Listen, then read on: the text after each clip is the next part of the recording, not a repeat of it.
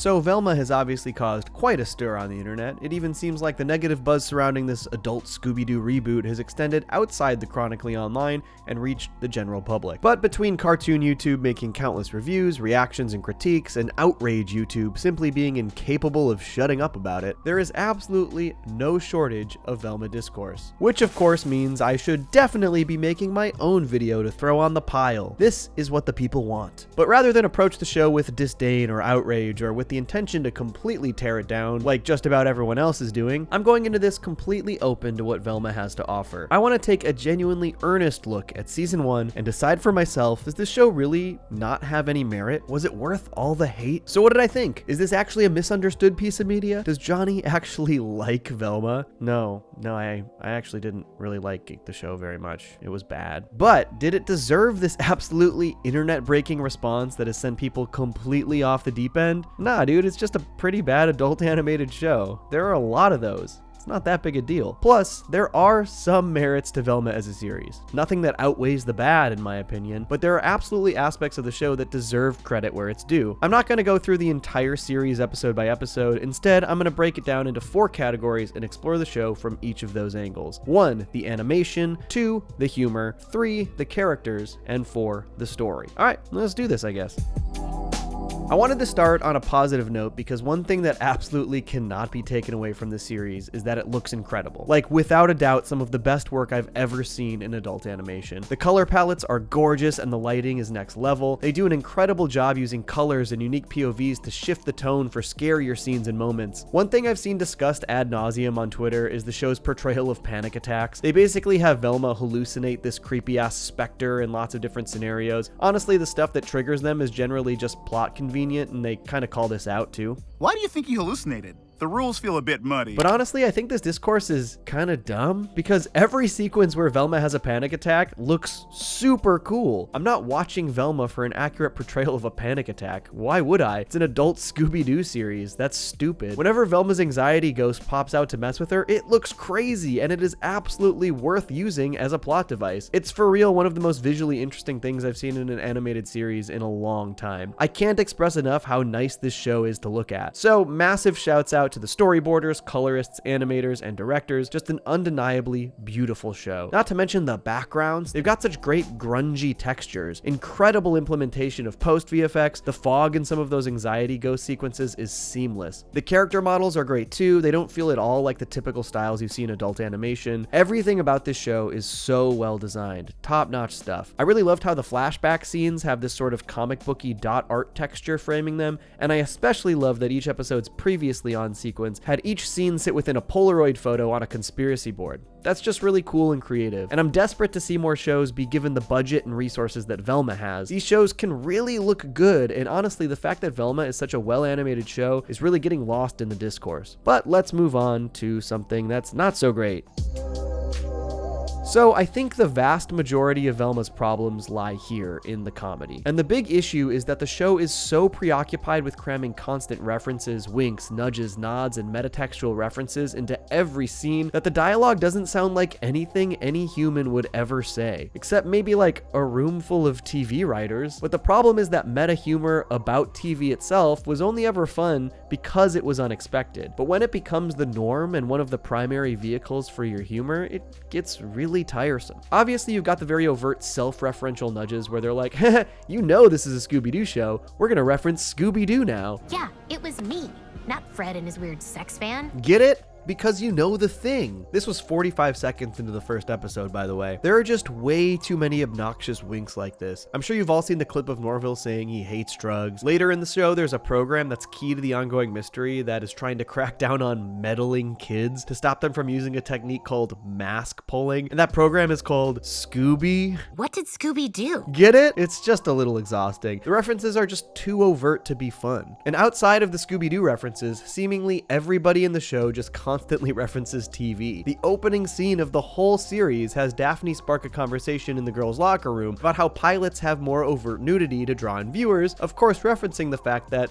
this scene has more overt nudity to draw in viewers. The only hook a good show ever needs is good storytelling. Then why was your favorite part of the Riverdale pilot when Betty and Veronica kissed? What is this, a shower full of TV writers? People don't talk like this in real life, and especially not teenage girls, and the show is just filled with these kinds of meaningless TV references. According to TV, it's morally okay to deal drugs if your life is just kinda crappy. And when it comes from characters that don't have any penchant for TV outside of those references, it sounds completely unnatural. I thought lesbians were good at solving crimes. It's like the one positive stereotype perpetuated by cop shows. It's like if every character was Abed from Community, but with none of the charm or even any reason for the characters to be making these constant references in the first place. And it really is constant. She's freaking out and forgetting everything, like when Al Pacino tries to return to the stage. And I think this actually poses a bigger problem than just unnatural dialogue that's too reliant on random pop culture references. Ultimately, having every character use random references so brazenly actually undermines the characters themselves. One clip that I've seen go around a ton is this joke that Velma makes in an early episode, after Daphne jokes that Velma is a know-it-all. Exactly. I spit truth without a filter, like every comedian before #MeToo. And I've seen a ton of people label this joke as problematic, as though the show is criticizing that movement and criticizing the scrutiny that a lot of comedians have fallen under recently. And while it is kind of a gross joke, the thing is that I don't really think the show meant it genuinely. I feel like they thought it would come across as though Velma was saying it ironically. But the problem is, when you prioritize just throwing as many random ass references in the mix as you can before you even get a real sense of who your characters are, jokes like this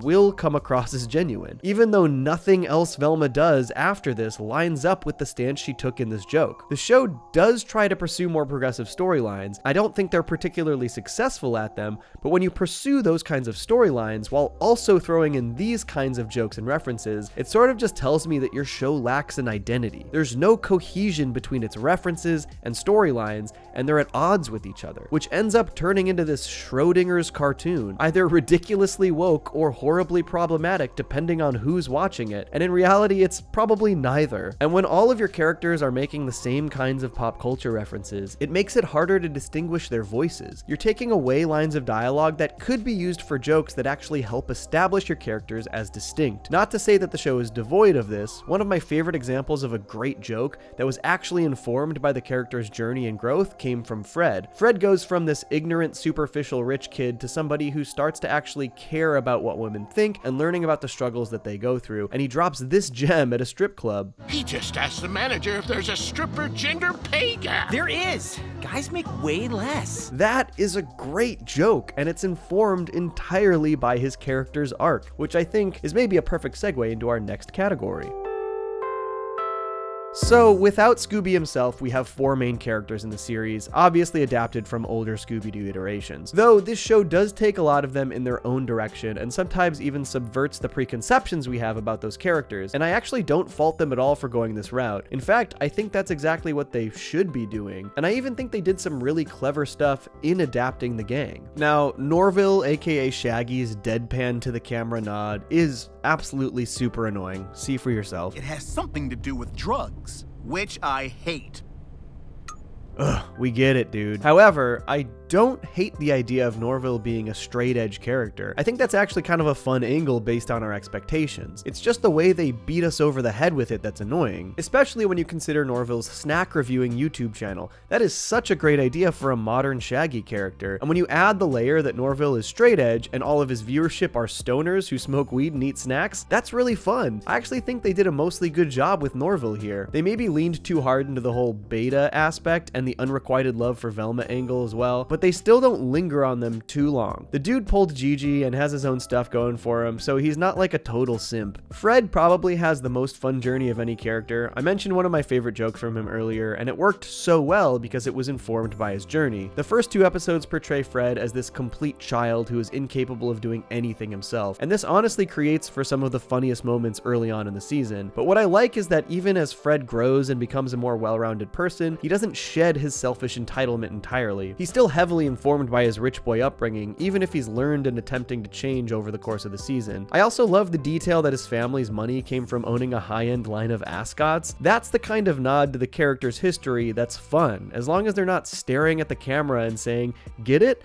Ascots?" I really enjoyed Daphne's motivations over the season as well. They initially play her up as this superficial popular girl, but they quickly reveal that she's twist, also dealing drugs. But double twist, it's so that she can raise money to hire a PI to help find her biological parents. Daphne's inability to fully relate to her moms and desire to know more about where she came from is a cool motivation. I think my big issue I had with Daphne, and to an even bigger extent Velma, is that they're kind of assholes. And I know all of these characters are teenagers, and teenagers are emotional and irrational, but I do wish they balanced out the time where they're being super mean and inconsiderate to each other with some more love and understanding. That isn't to say they never did this. Usually the end of each episode would find the characters realizing their mistakes and talking through them, which is great. I love when a character learns a lesson. It just felt like it was such a small fraction of the time we spent with the characters, and the moment they learned their lesson, we move on to another episode where they're kind of assholes again. Over the course of the season, Velma reconnects and alienates and reconnects and alienates over and over again, and it's just another aspect of the series I found a little tiresome. I really liked seeing Velma and Daphne reconnect their friendship initially and then realize that they have bigger, more romantic feelings for each other, but it was such a roller coaster. Like, damn, when Velma revealed the contents of Daphne's diary to the entire class, yikes, that is such an asshole thing to do. So mean. And yeah, they made up for it after this and came to a better understanding of each other, but then a few episodes later, Daphne says this: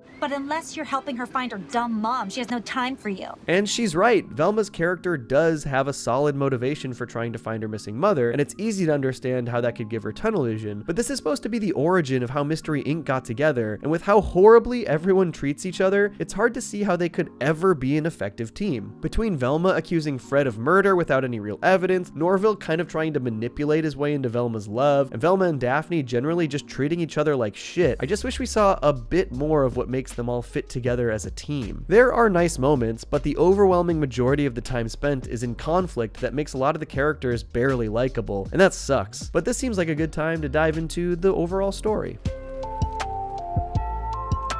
There will definitely be spoilers in this section, so heads up. Overall, I think the strongest aspect of Velma was probably its ongoing mystery, something I was actually invested in. I think the series took the mystery seriously while also providing some goofy twists and turns that mostly kept me engaged. I was particularly invested in Velma's search for her mother. I really loved that the show presented two separate possible explanations, that she really was kidnapped and went missing, or as Velma's father explains, that she simply left her family because she was fed up. It's easy to see both sides of the argument, and you want to believe for Velma's sake that she disappeared and didn't leave them, but the show provides enough evidence for both scenarios that either one is believable. On top of this, I actually really liked the subplot about Velma's dad's new family, having a newborn daughter with his new girlfriend. This adds a pretty great layer of drama between Velma and her father as she clings to hope that her mother is still out there and that their family can be restored. And this especially throws a wrench in things when Velma's mom does actually show up again. The stakes for the serial killer mystery were pretty high since everyone thought people were literally being killed, their brains being removed and all. It was gruesome in a sort of silly way, which I think was a smart angle for an adult Scooby Doo show. And I particularly love the twist that the brains can still survive in jars. I thought it was really funny that they all just started going back to school and became super popular again. That's goofy in a fun way. That's what I want from a Scooby Doo adaptation. However, by the end of the season, I think that the fake twist reveal was actually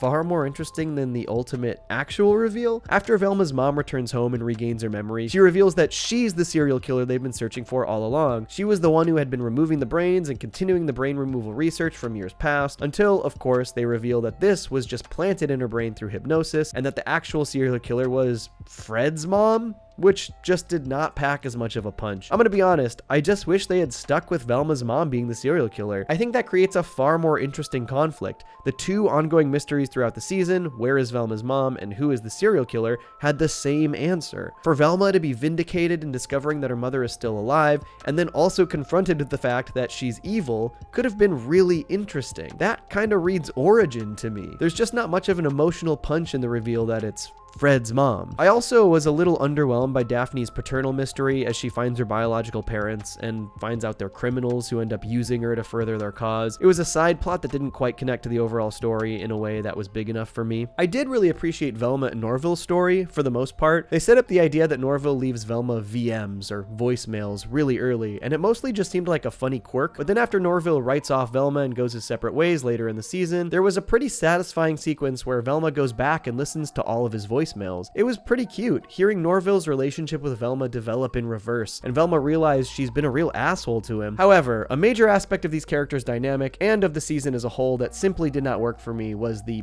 intermingling love stories. You've got Daphne and Fred dating at the beginning while Velma is crushing on Fred, and Norville is also obsessed with Velma. Then Velma and Daphne have a love connection. Then Fred becomes obsessed with Velma. Norville starts dating Gigi, but he's still kind of obsessed with Velma, and in the very end, Daphne and Velma fully express their love for each other and decide to be girlfriends, while Velma also says I love you to Norville in a voicemail. Damn, that is messy. How are you gonna form Mystery Inc. with all that baggage? Obviously, there are a lot of things I could continue talking about with this series, but I think I've covered most of the stuff I want to talk about. Overall, I think Velma simply just doesn't work. And it's a shame because I think with some tweaks, this could have been a really fun series. The animation is so good. The tone of the mystery stuff mostly works, but the humor clashes with the characters and they spend far too much time reveling in the drama instead of building out a real argument for why these characters are going to form such a great team when they start Mystery Inc. But while I don't like the show very much, it is kind of wild to me that it's been on the receiving end of so much disdain. It is clear that they didn't really do themselves any favors. The issue I mentioned about the show lacking any clear identity,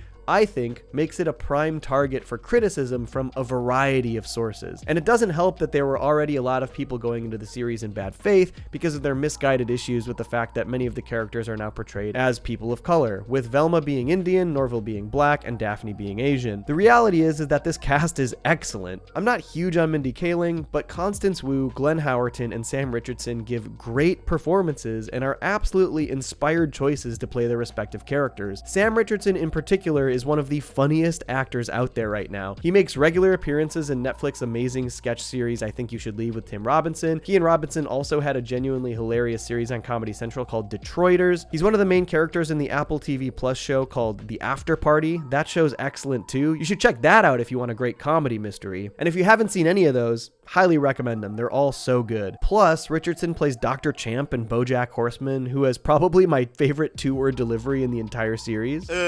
Check, please. And whether you like it or not, there's going to be a second season of Velma consisting of 10 episodes. Though I'm pretty sure the series was initially picked up for 20 and this is just part of the first order. It wasn't hate-watched into getting a second season. However, I do think the internet often fails to recognize that overwhelming negativity on social media does not necessarily reflect the general audience. Twitter tried to convince me that Avatar 2 was gonna flop. I think the reality is that Velma is probably getting strong ratings on HBO Max from people who do not care about the discourse. And I wouldn't be shocked if it ended up getting an additional 20 episode order after these next 10. I kind of hope it doesn't. I'd rather see these talented artists work on something a bit stronger and more original, but don't act all angry and surprised when Velma Season 3 goes into production. Alright, I think I've pretty much said all I can say. Velma isn't very good, but it definitely didn't deserve to become the primary piece of discourse for a month. It's kind of a nothing burger of a show, guys. But you know, give me your thoughts. Do you hate Velma? Do you like it? Did it ruin your childhood? Let me know all of that below in the comments.